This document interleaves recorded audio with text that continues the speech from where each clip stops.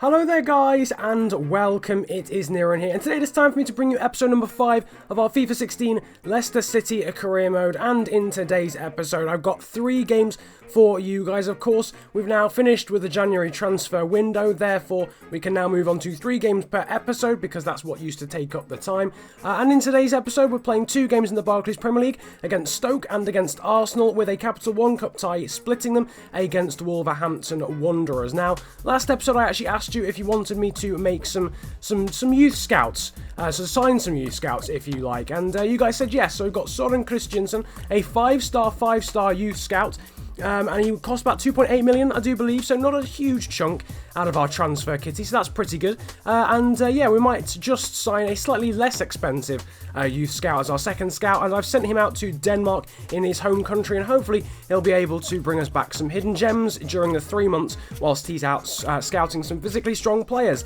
But as I said, we're going to be getting into 3 games in this episode, and the first of which is going to be against Stoke City at the Britannia, and obviously that's a very tricky place to go. We've not looked great attacking wise, mainly because the AI are very good at defending. But hopefully we can break that trend, even though we beat Villa 3-0. That was really because Villa just played absolutely shockingly. There you can see us though walking out onto the pitch against Stoke City. It will be a tricky game because obviously the Britannia is a bit of a fortress. There you can see the starting 11. Riedewald and Huth at the back there with Masuaku and Perez as fullbacks. Inler and Kante as defensive mids with Dyer and Sisto as the wingers. And then Embolo and I think, I can't even remember. It might have been Okazaki. Nevertheless, Bruno Perez has made a fantastic block from a cross, and the referee has given a penalty. How has he given a penalty?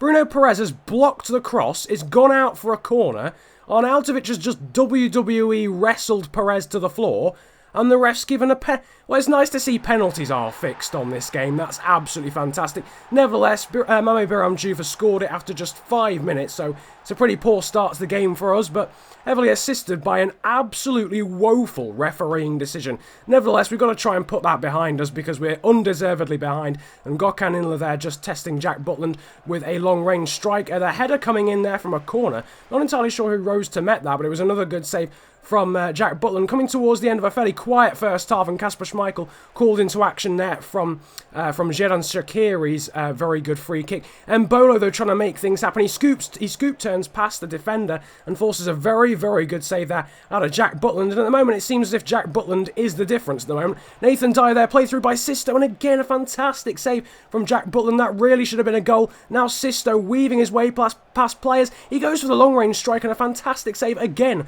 from Jack Butland, who's having the game of his life. Stoke are doing really nothing. They are going forward with a few minutes to go though. A ball into the box there from Shaqiri, and that would have been right on Juve's head there. That would have been nailed on 2-0, but a fantastic header from Riedewald to get the ball away. Masuaku now finding Jairo Riedewald with the long range shot. It falls to Nathan Dyer, and Butland completes a fantastic double save.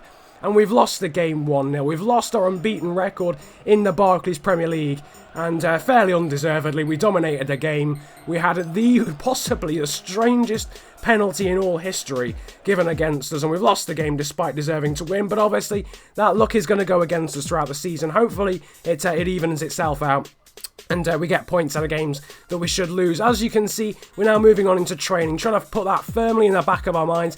That shocking game against Stoke, where really we should have won the game, to be honest with you. But as you can see, Riedewald has actually gone up an overall to 77. I don't know why this one should have been the first. This one should have been the first training session, but that's not particularly the point. The main thing is I wanted to show you who was being trained. Donald Embolo, after scoring on his debut last episode, is getting 2 slots. Sisto with 1, and Riedewald there with 2 as well. And that has of course seen him go up to a 77 over, or 76, sorry, over. No, it's seen him go up to a 77 overall. I don't know what I'm talking about. He's gone up to a 77 overall. I've not ordered these properly, but you get the drift.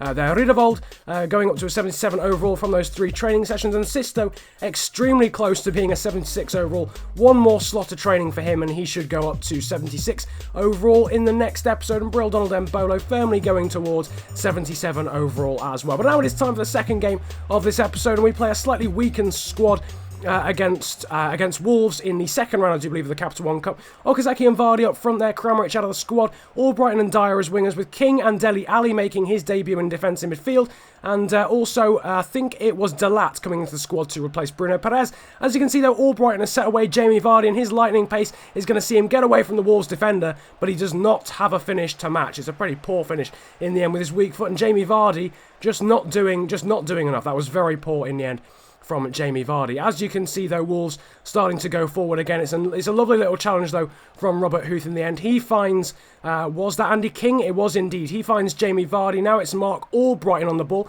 finding Dele Alli. Albrighton gets the ball back again, and the overlap now being provided by our left back Fukaatu Masuaku, who puts a cross into the back post, and it's a fantastic header from Shinji Okazaki to make it 1-0 in an extremely quiet and fairly dull first half. But Shinji Okazaki, the Japanese international, they're celebrating with Delat and King, makes it 1-0 right on the stroke actually of half-time, thanks to an absolutely wonderful cross into the box there from Masuaku, our French left-back, and it is 1-0 going into half-time. Now moving into the second half, lovely cross that is there into the box from Wolves, and it's straight onto the head of Dave Edwards, who is not picked up by Robert Huth in the centre. Nothing really I could do about that. Pretty poor marking in the end from Huth, but a lovely little flick up and cross that was, and that's a fantastic goal. I got to give that to Wolves. They haven't really offered too much going forward, but that is a fantastic goal to equalise, and just 4 minutes after the break, we are level again. But Andy King's stolen the ball back, and he's put it on a plate for our goal scorer Okazaki,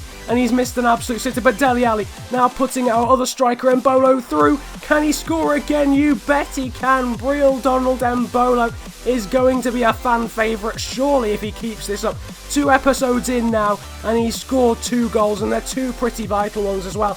He scores here against Wolves to put us back in front there just before the 70-minute mark, and that is the winning goal. And our new signing of £9.8 million, Embolo, is proving to be a hit with 2 very, very important goals in his first few games, and that is how the game ends. We advance now into, I do believe, the third round of the Capital One Cup, thanks to that 2-1 win there against Wolverhampton Wanderers. But now you can see a very interesting email very early on in this career mode to say what it's about there. As you can see, we're just rejecting a international offer from Venezuela.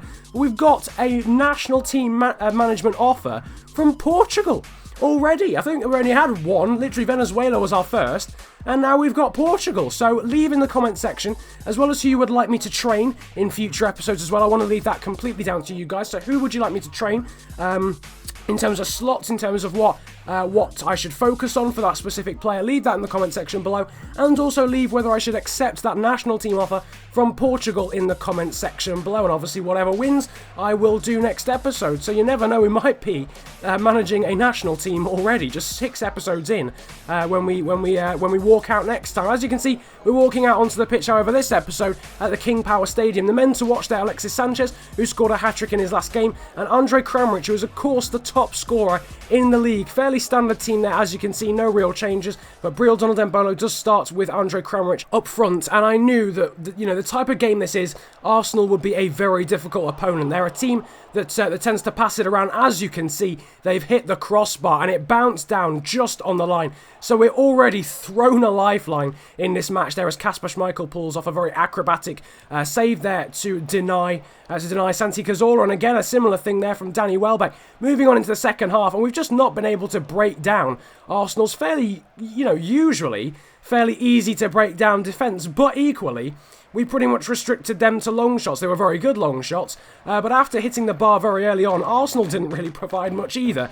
And in a flash, I do apologise, but that game is over at 0-0, and it was an extremely boring game. Nevertheless, after 2 Barclays Premier League games this episode, this is how the table looks at the end of it. After 7 games played, we currently sit 4th in the table after the loss. Still, that's not bad at all, having lost and only drawn in this episode, drawing to Arsenal and losing against Stoke, who move up to 10th. Chelsea have finally lost their first game of the season, so Newcastle are the only unbeaten team in the league at the moment, currently sitting 2nd, but a pretty decent episode for us in terms of table finishing in the table at the end of it, but unfortunately losing to Stoke. Really, we shouldn't have lost to Stoke, that was very unfair, and drawing against Arsenal, not the greatest results, but a draw against Arsenal in the way the game ended up is not too bad, and of course a 2-1 win against Wolves. But nevertheless, I hope you have enjoyed this episode of Career Mode. Feel free to smash the like button if you did. 80 likes as usual would be absolutely awesome on this series. Subscribe if you haven't already for FIFA 16 content and tips videos in the future.